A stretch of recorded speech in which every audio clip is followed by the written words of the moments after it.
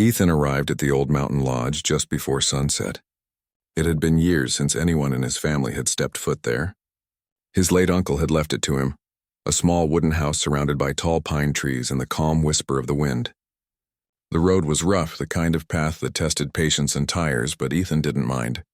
He was tired of the city, tired of noise, tired of pretending that he was fine when he wasn't. The lodge was supposed to be his escape, a quiet corner where no one would knock at his door or ask him how he was doing. The key turned stiffly in the lock. When the door opened, dust swirled like memories. The smell of old pine wood and forgotten days filled the air. Ethan set his backpack down and walked across creaky floorboards, each step echoing in the silence. The lodge had been built strong. Everything was rough, simple, and honest, just like his uncle. He ran his hand over a table that still had the same knife marks and scratches from decades ago. Outside, the last light of the day painted the sky in shades of gold and gray. Ethan opened a window to let in the cold breeze. He planned to clean, rest, and then think about his next move.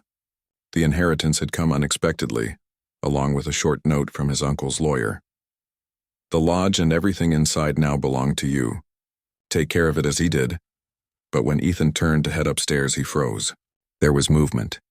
The faint creak of a floorboard, soft but real. His heart jumped. He grabbed a flashlight from his bag, the beam slicing through the dim light. "Hello?" he called out, trying to sound calm. "Anyone here?" No answer. He stepped forward.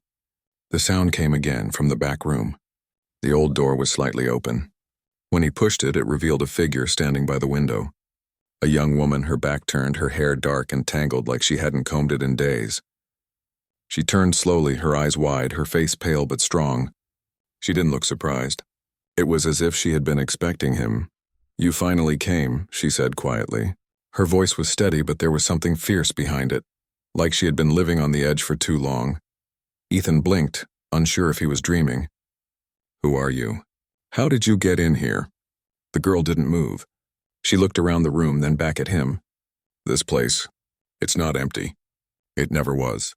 I live here." Her words made no sense. "You live here?" he asked. "This house belonged to my uncle. He passed away last year. Nobody's lived here since." She shook her head. "That's not true." She stepped closer, her eyes sharp but not cruel. "He told me someone would come. He said when you arrive, everything would change." Ethan didn't know what to say. She looked young, maybe in her early 20s, but her expression carried something older, like she had seen too much for her age. She wore a long, simple dress, and her hands were slightly bruised, like she had worked hard.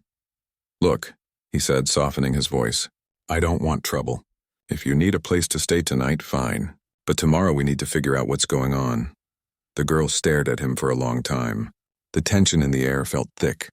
Finally, she said something that made his breath catch. "You belong to me now." Her tone wasn't playful. It was cold, certain, and full of strange authority. Ethan frowned, half amused and half uneasy. "What does that even mean?" The girl turned away, brushing her hair aside. "It means exactly what it sounds like," she murmured. "This house isn't just walls and wood. It holds a promise, and you just stepped into it." Ethan rubbed his forehead. He wanted to laugh it off, but something about her calmness stopped him. "Listen," he said, "I think you've been here alone for too long. Let's talk tomorrow, okay? You can stay in this room if you want. I'll sleep downstairs." She didn't answer. She just sat by the window again, watching the dark forest outside as the night swallowed the last light. Downstairs, Ethan couldn't sleep. Every small sound made him alert. The lodge creaked in strange ways, like someone whispering through the walls. He thought about her words. "You belong to me now." It echoed in his mind like a half-forgotten warning. By morning, he found her already awake, standing near the fireplace. She had made coffee. How she found it, he didn't know. She looked calmer now, almost gentle, but her eyes still held that quiet storm. "Morning," he said. She nodded. "You sleep light." "Hard not to," he replied. "You never told me your name." She hesitated before answering. "Clara." Ethan smiled slightly. "Okay, Clara. Maybe you can explain how long you've been here." Clara looked into the flames. "Since your uncle left, he said this lodge would protect me until his bloodline returned. I didn't know what he meant until now." "Protect you from what?" Ethan asked. She looked at him then, her gaze steady. from people who wouldn't understand. There was a long pause. Ethan didn't know whether to feel sorry for her or afraid. "You said I belonged to you," he said finally. "What did you mean by that?" Clara took a slow breath. "He made a promise before he died. I was alone and had nowhere to go. He said that when his heir arrived, I would no longer be alone. That person would take care of me and I would take care of him. That's the rule of this place." Ethan felt a mix of confusion and disbelief. His uncle had always been eccentric, but this was beyond strange. "That sounds like some kind of superstition." Clara's lips curved slightly. "Maybe, but you're here now. And I'm still here. So maybe it's not." Her words carried quiet certainty. Ethan didn't know how to argue with that. Outside, the fog began to lift, revealing the forest drenched in morning dew. The silence of the mountains wrapped around the lodge, making the moment feel unreal. As the day passed, Ethan explored the property, trying to understand what his uncle had left behind. There were old books, photos, and letters that hinted at secrets but never said them directly. One letter caught his eye. It mentioned a girl the uncle had been protecting, someone who must never leave the lodge until the rightful heir comes. The handwriting was his uncle's. When Ethan showed it to Clara, she only nodded. "Now you understand." He wanted to ask 100 questions, but didn't. Something about her calm presence felt both safe and unsettling. She moved through the house as if she knew every sound, every secret. By evening, the firelight flickered across the wooden walls. Clara sat near the window again, humming softly to herself. Ethan watched her, still unsure who she really was. "Do you ever leave this place?" he asked. She shook her head. "I can't. The world outside doesn't want me," Ethan frowned. "What do you mean?" "You wouldn't believe me if I told you," she said quietly. "But you will. When the time comes." The night deepened, and with it a strange bond began to form. One built on confusion, curiosity, and a quiet pull neither of them could explain. Ethan didn't know what kind of story he had walked into, but he felt that the lodge held more than memories. And as the wind howled softly through the trees, Clara's voice whispered again from the shadows of the firelight, gentle but unyielding. "You belong to me now." Ethan didn't answer. He couldn't. For the first time in years, he didn't feel alone. Yet something deep inside told him his life was no longer his own. The next few days passed quietly in the old lodge. Ethan tried to tell himself that he was just adjusting to mountain life, that Clara's presence didn't really bother him. But the truth was, she did. Not in a bad way, just in a way that made him question everything he knew about this place and about himself. Each morning, he woke to the smell of wood smoke and the sound of soft footsteps moving through the house. Clara seemed to know the rhythm of the place like it was part of her body. She would light the fire before sunrise, sweep the porch, and bring in water from the old pump outside. She didn't ask for help and she didn't wait for thanks. Ethan tried to start conversations, but she rarely said much. She spoke when she wanted to, never more than needed. Yet even her silence felt meaningful, like she carried secrets too old to put into words. One morning, while he was fixing the back window, he noticed something strange. On the wooden frame, faint symbols were carved into the grain, spirals, lines, and what looked like old letters. When he asked Clara about them, she only said, "Your uncle carved those long ago. They keep the house safe." "Safe from what?" Ethan asked. She hesitated before replying. "From things that come when people forget what promises mean." Ethan smiled slightly. "You really believe that?" Clara looked at him with calm eyes. "Belief isn't the same as truth. Sometimes the truth doesn't need belief." Her words stayed with him all day. That afternoon he decided to clean the attic. Dust, cobwebs, and boxes filled the space, but something in one corner caught his attention. A wooden chest with his uncle's initials burned into the lid. It wasn't locked. Inside he found letters, an old map, and a photograph. The photo showed his uncle standing beside a younger woman. She looked exactly like Clara. Ethan froze. He looked at the photo again to be sure. The same eyes, the same calm expression. But the photo was dated 25 years ago. He went downstairs holding the picture. "Clara," he said, "you need to explain this." She looked at the photo but didn't flinch. "That was me." "That's not possible," Ethan said. "This photo is older than you look. You haven't aged a day." Clara's voice softened. "I told you this lodge keeps its promises. I was part of one." Ethan sat down, the wooden floor creaking under him. You mean you've been here all this time? With my uncle? She nodded. He found me when I had nowhere to go. He promised that when he was gone, his bloodline would take his place. That's me, Ethan said quietly. Yes, Clara replied, and so the promise continues. Ethan leaned back, trying to process what he was hearing. So what exactly are you saying? You're bound to this place because of a promise? Clara looked toward the window where sunlight filtered through the trees. Bound is one word. Protected is another. Ethan didn't push further. Something in her tone made him stop. There was sadness there, deep and unspoken. That night, rain began to fall heavily, drumming against the roof. Thunder rolled across the mountains. Ethan sat by the fire while Clara watched the flames, her face calm but distant. Were you happy here? He asked. With your uncle? She replied quietly. He was kind. He respected the promise, but he always knew I was waiting for someone else. Someone else? Ethan asked. You, she said simply. The word felt heavy in the air. Ethan's heart thudded once, hard. You make it sound like fate, he said, trying to keep his voice steady. Maybe it is, she answered. You belong here now. The lodge accepted you the moment you opened that door. Ethan wanted to argue, but the storm outside seemed to echo her words. The wind rattled the windows, but somehow the house felt alive, like it was listening. Later that night, the power went out. The fire flickered low and shadows stretched long across the walls. Ethan got up to check the fuse box, but Clara stopped him. Don't go outside tonight, she said. Why not? Her expression hardened. Because the rain isn't just rain. It carries what's left of things that don't belong here anymore. Ethan sighed. You mean ghosts? She didn't answer directly. Your uncle called them memories. They come when the boundaries weaken. Something about the way she said it made Ethan hesitate. He stayed inside. The storm lasted until dawn. When the first light returned, Ethan saw something strange outside the window.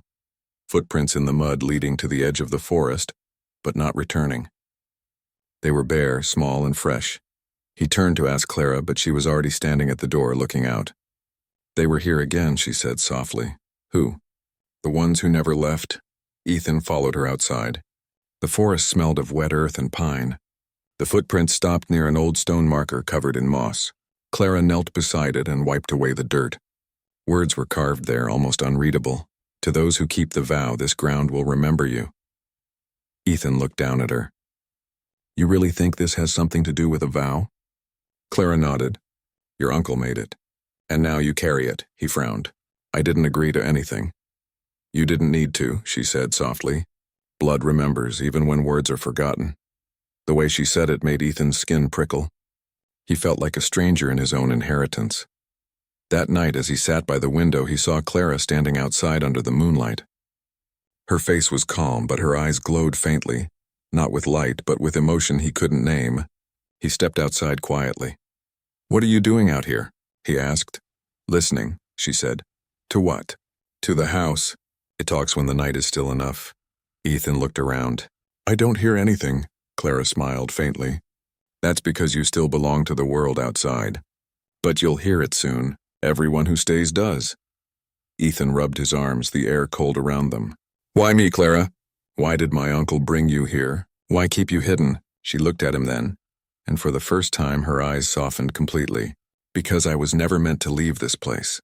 I made a choice once, long ago, and it tied me to this land.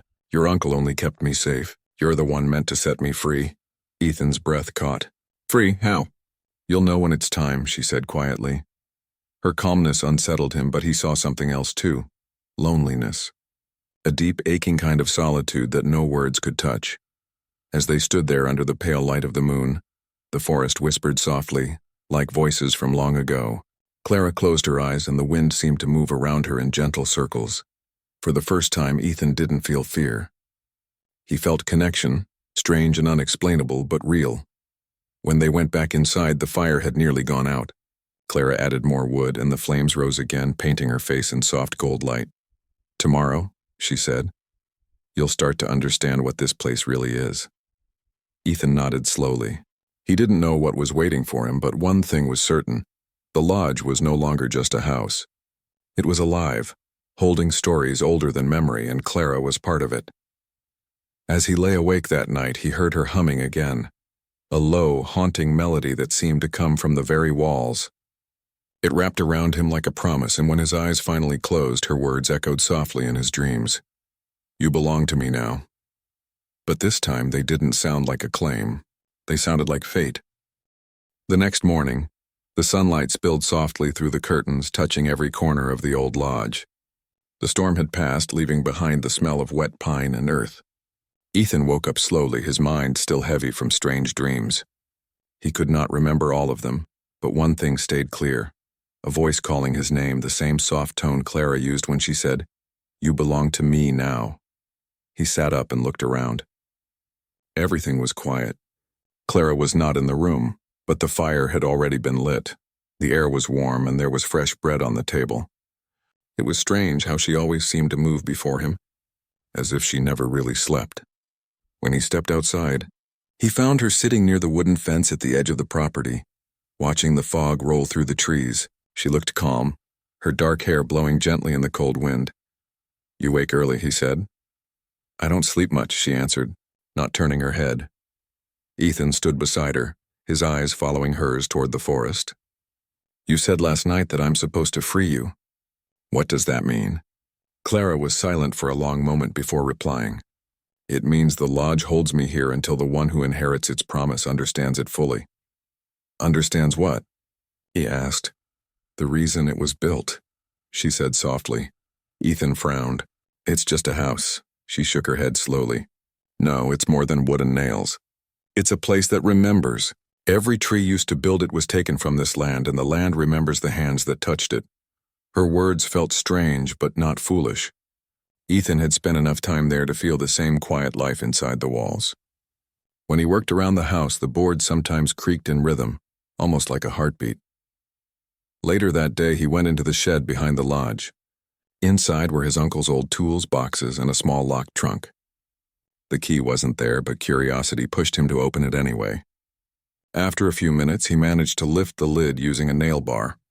Inside was a stack of old journals. The leather was dry, but the ink was still clear. He opened one. The girl arrived during the first snow. The entry read, "She had nowhere to go. Said she was being hunted not by men, but by memory itself. I gave her a place. The land accepted her, but the cost was clear. She could never leave until she was claimed by blood." Ethan's pulse quickened. His uncle had written about Clara, about the same promise she kept talking about. He took the journal to her that evening. She looked at the pages and smiled sadly. "He wrote too much," she said. "Why didn't you tell me all of this?" Ethan asked, "What does it mean you were claimed by blood?" Clara's eyes softened. "It doesn't mean what you think.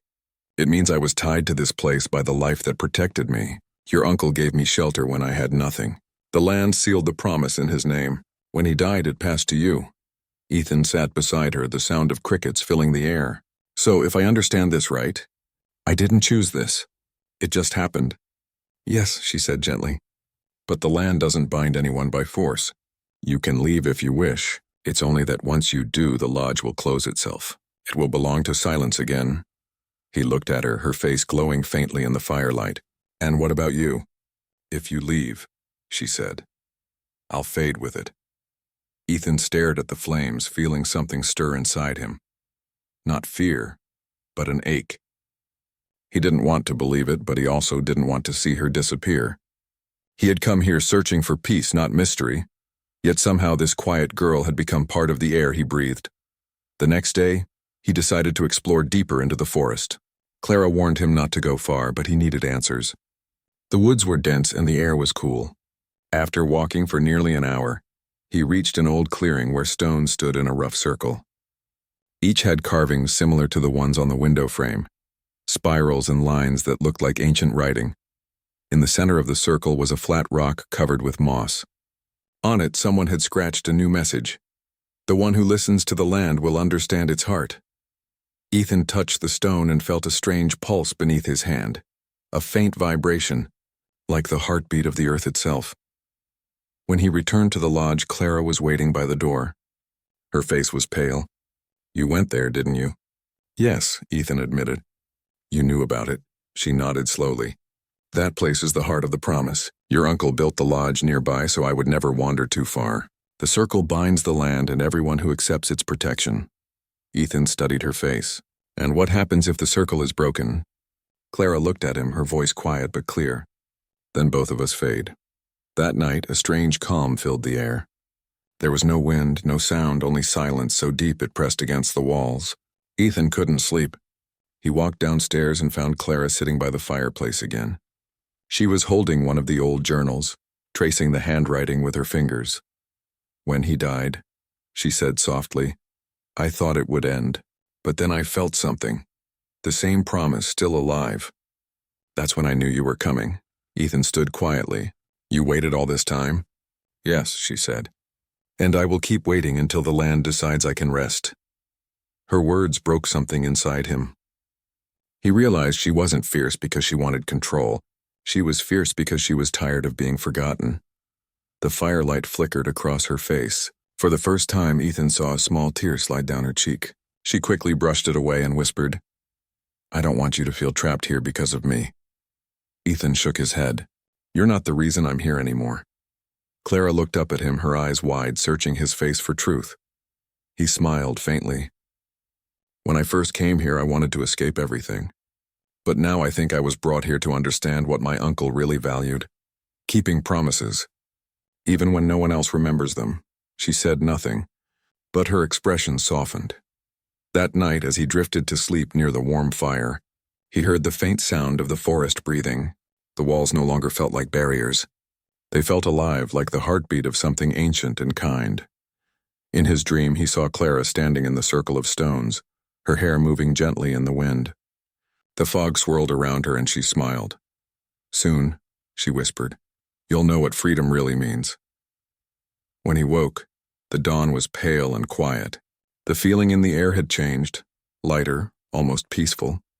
But something told him the story of the lodge wasn't finished. Not yet. The morning sun touched the valley with soft gold light. The forest glistened with dew, and the old lodge stood quietly like a living soul waiting for something. Ethan sat on the porch with a cup of coffee, staring at the mist that drifted between the trees. He had grown used to the silence, but today, something about it felt different, like the calm before a truth that had waited too long to be spoken. Clara stepped out of the door a moment later, holding a small bundle wrapped in cloth. Her eyes met his, calm as always, yet distant, as if her thoughts were somewhere far beyond the forest. "What's that?" he asked. "It's time you knew more," she said. "Your uncle left things for you that I couldn't show until you were ready." Ethan frowned slightly. "Ready for what?" "For the truth," she answered. She led him back inside to the old room beside the fireplace. She set the bundle on the table and slowly unwrapped it. Inside were 3 items: a metal key, a small wooden carving of a tree, and another letter in his uncle's handwriting. Ethan picked up the letter carefully. The paper was old but still strong. He unfolded it and began to read. "Ethan, if you are reading this, then the lodge has accepted you. You've probably met Clara by now. She is not a stranger to this place, she is part of it. I once promised to keep her safe because she carried something the world forgot: loyalty to the land. Her family guarded this valley for generations, but when the land lost faith in men, it took them. She was the last, and I bound her here so that the promise would not die with her. You are my blood, and now it is your choice. Keep the vow or release it." Ethan read the words twice, then looked at Clara. "Your family guarded the land?" She nodded slowly. "Long ago, before your uncle was even born, my ancestors kept watch over these woods. They believed every piece of the earth had a spirit and that we had to honor it. But over time, people forgot. The forest began to die, the river dried, and I was left alone. And my uncle found you," Ethan said. "Yes," she whispered. "He rebuilt what was lost. He gave life to the promise again. But promises need blood. He couldn't carry it forever. That's why you're here." Ethan looked down at the wooden carving. It was shaped like an oak tree, its roots spreading wide. The symbol was carved with the same patterns he'd seen on the stones in the forest. "What happens if I release the promise?" he asked. Clara's eyes lowered. "Then the land sleeps again. The house will fall silent, and she hesitated. "I will return to the earth." He stared at her, understanding for the first time what she meant. "You'll disappear." She didn't answer, but her silence said enough. For the rest of the day, Ethan couldn't focus on anything else. Every time he looked at the trees, he felt a strange pulse under his feet. as if the land itself was alive. He thought about his uncle's life here, the quiet devotion, the letters, the symbols, and now, the girl who had never left. That night, Clara sat by the fire again, her hands folded in her lap. The flames danced in her eyes, reflecting quiet sadness. Ethan sat across from her. "Why didn't you ever try to leave?" he asked softly. Clara smiled faintly. "Because the world outside forgot how to listen. Out there, people take without giving, but here everything gives something back. I didn't want to be part of forgetting." Ethan nodded slowly. "But you said the promise can be released. Maybe it's time." Clara looked at him long and hard. "You think freedom is just leaving a place?" "I think freedom means choice," Ethan said. Her expression softened. "Maybe you're right. But promises aren't chains. They're bridges. Your uncle used to say that. He believed that some promises connect hearts long after words are gone." They sat quietly for a while. The fire crackled softly, and outside an owl called from the dark forest. Later that night, Ethan woke suddenly. The air had turned cold. The fire had gone out, but the lodge wasn't dark. Soft blue light glowed through the cracks of the floorboards, pulsing gently like breathing. He stood, confused, and followed it toward the door. When he stepped outside, the light led him into the forest. It wasn't frightening. It felt peaceful, like it was guiding him somewhere he needed to go. He reached the circle of stones again. The same carvings glowed faintly, lines of silver weaving through the shapes. In the center, Clara stood barefoot, her hair flowing in the breeze.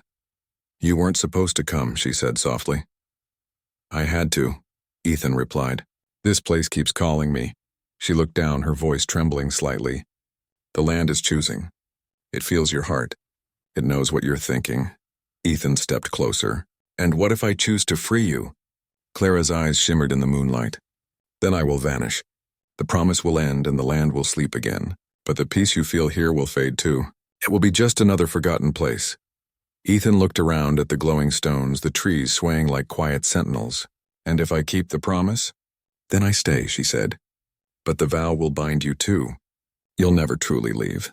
The lodge will become your world as it became your uncle's." Ethan took a deep breath. "That's not freedom either." "No," Clara whispered. "It's devotion." He stood silently, caught between two worlds, one that would fade without him and one that would close around him forever. He thought about his uncle, who had chosen to stay, and the peace that had filled his letters. Maybe this place wasn't a prison. Maybe it was a refuge. The wind shifted and the lights dimmed slightly. Clara looked at him again. "You must decide before dawn. Once the sun rises, the vow seals itself again for another lifetime." Ethan looked up at the stars. They seemed brighter here, like the sky itself was closer to the earth. He thought about everything that had happened, the letter, the journal, the strange hum of the land, and realized something deep inside him had already decided. "I won't leave," he said quietly. Clara's breath caught. "You mean, I'll keep the promise," he said firmly. "Not because I have to, but because I want to. This place matters. You matter. And I can't let it all vanish into nothing." For a long moment she said nothing. Then tears welled in her eyes, soft and silent. "You don't understand what you're giving up," she whispered. Ethan smiled gently. "Maybe not. But I understand what I'd lose if I didn't." The light around them began to grow brighter, surrounding the stones and rising into the air. Clara's figure shimmered slightly, her expression full of wonder and sorrow. "The land accepts your vow," she said softly. "From this moment it breathed through you." The forest filled with a warm glow, the wind lifting the leaves in gentle circles. Ethan felt something stir deep inside, like the heartbeat of the earth joining with his own. When the light faded, Clara stood still, her hand pressed to her heart. "You've done what no one else could," she said. "You've given the land back its promise." Ethan looked around. The night had changed. The trees looked greener, the air alive. But inside him something had changed too. A peace so deep it made his chest ache. Clara smiled faintly. "Rest now. Tomorrow the land will speak to you in a new way." He nodded, still in awe. As they walked back toward the lodge, the moonlight followed them like a quiet blessing. But deep down, Ethan knew the story wasn't over. He had chosen to keep the promise, yet something in Clara's eyes said that keeping it came with a cost he had not yet seen. The dawn came quietly, spreading pale gold light across the trees. The forest glowed with new life, every leaf shining like it had been washed clean by the night. Birds sang softly in the distance. The air was cool and calm, but inside the lodge, Ethan felt something heavy pressing on his heart. He had made his choice, but the true meaning of it was still hidden. Clara was standing by the window when he woke. Her face looked peaceful, almost bright in the morning light. She didn't turn when he spoke. "You're still here," he said softly. She smiled faintly. "I told you I would stay as long as the vow is alive." He walked closer. "It feels different today." The forest. "It feels like it's breathing again." "It is," she replied. "Last night, when you gave your word, the land accepted it." "The trees remember kindness just as they remember pain. You brought life back." Ethan looked outside. The fog had lifted completely, and sunlight spilled between the trees in long beams. It looked like the valley itself was waking up. He turned back to her. "What happens now?" She hesitated. "Now the promise changes its form. It doesn't need a keeper trapped inside the lodge anymore. It needs a guardian who walks freely, one who listens, one who understands. The vow has accepted you as that person." Her words confused him. "You mean I have to stay here forever?" "Not forever," she said, "but as long as your heart chooses to listen. The land doesn't hold people by force, it only answers loyalty with belonging." He was silent for a moment, watching her expression. There was something distant in her eyes, a calm sadness that made him uneasy. "You're talking like you're leaving," he said quietly. Clara smiled gently. "Not leaving. Changing. My time as the land's voice is ending. It chose you now. I've done what I was meant to do." Ethan felt a sharp ache in his chest. "You can't just disappear. Not after everything." Her gaze softened. "Ethan, I was never meant to stay forever. I was a reminder, a living echo of what this place stood for. Your uncle kept me here because the world needed to remember. You remembered." "That's enough," he shook his head. "There has to be another way." She reached out and placed her hand on his arm. Her touch was warm and gentle. "There's always another way, but not every way keeps peace. You've already done what many before you couldn't. You gave your word and meant it." He wanted to say more, but the words wouldn't come. He could feel the air around her changing, like soft wind moving through sunlight. She looked almost unreal, like the light itself was passing through her. "Clara," he whispered. She smiled at him, a small, real smile that carried both gratitude and peace. "Don't be sad," she said softly. "You didn't lose me. You found what I guarded." "What was that?" he asked. Her eyes shone like water. "The memory of care. The courage to keep a promise even when no one else remembers it." Then the light around her grew stronger. The floorboards glowed faintly, the same way they had the night before. The entire lodge seemed to hum, a soft, deep tone that came from the walls, the air, and the ground beneath. Ethan took a step forward, but Clara shook her head. "You must let it happen. The land is calling me home." The glow around her brightened until he could barely see her shape. He raised his hand, wanting to hold on to her one last time, but all he felt was warmth, gentle like sunlight on his palm. Then the light faded and she was gone. The room fell silent. The fire crackled softly, and the morning light moved slowly across the wooden floor. Ethan stood there for a long time, feeling both empty and full at once. He looked down and saw the wooden carving of the tree lying on the table. It was glowing faintly now, as if holding a heartbeat inside. He picked it up carefully. The moment his fingers touched it, a quiet voice echoed in his mind. Not words, just a feeling. It was Clara's presence, calm and kind, as if she was whispering that she hadn't truly left. That day passed in quiet reflection. Ethan walked through the forest, noticing details he had never seen before. The patterns on bark, the rhythm of the wind, the soft pulse of the soil under his feet. It all felt connected, alive, and familiar. He reached the circle of stones again. The carvings were no longer glowing, but they looked different. Clean, renewed, as if they had been waiting for this piece. He knelt beside the center stone and placed the wooden carving there. "Thank you," he whispered, "for trusting me." As the words left his mouth, a soft breeze passed through the clearing. The trees swayed gently, and for a brief second, he thought he heard Clara's voice, calm, distant but happy. When he returned to the lodge, he started cleaning, fixing, and restoring everything his uncle had left behind. The house no longer felt haunted by silence. It felt warm, like a home that had been waiting to be loved again. Days turned into weeks. He stayed busy, mending fences, tending the small garden, and exploring the forest trails. The nights were peaceful. Sometimes he still felt her near him, like a faint warmth when the fire burned low or a whisper when the wind moved through the trees. One evening, he found another letter hidden beneath a loose floorboard. The handwriting was his uncle's again. "If you're reading this, Ethan, then you've done what I could not. The lodge was never meant to keep souls. It was meant to teach them. To remind us that the world lives only through the promises we keep. Take care of it. And when the time comes, pass it to someone who listens." Ethan folded the letter and smiled. He finally understood. His uncle hadn't built a prison, he had built a legacy. A place that turned memories into guardianship. Years passed quietly.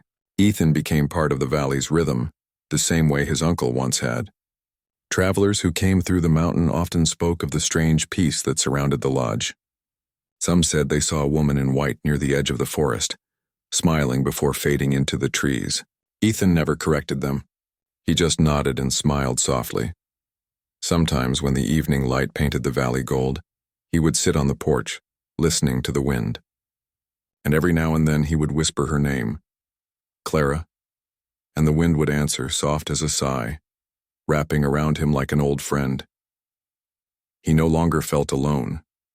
The land was alive, and he was part of it. The lodge, once a forgotten inheritance, had become his heart's home. He knew now that promises never truly end. They only change their keepers. Years later, when Ethan grew old, he wrote his own letter and left it on the same table near the fire. "To whoever finds this place, this lodge does not belong to walls or names. It belongs to those who keep their word. Listen to the wind, speak kindly to the earth, and remember that nothing alive ever truly leaves. If you do that, you'll never be alone here." When his time finally came, the forest remained quiet but full of life. The trees stood tall, the river flowed clear again, and the land hummed softly in peace. And somewhere, beyond sight but not beyond heart, Clara's voice whispered once more, soft, gentle, eternal, "You belong to me now." This time, the words carried no command, only gratitude, love, and peace. The wind carried her voice through the valley, weaving it into the rustling of the leaves and the song of the birds. The lodge stood firm under the open sky, a silent witness to the bond that had begun long ago and would never truly fade.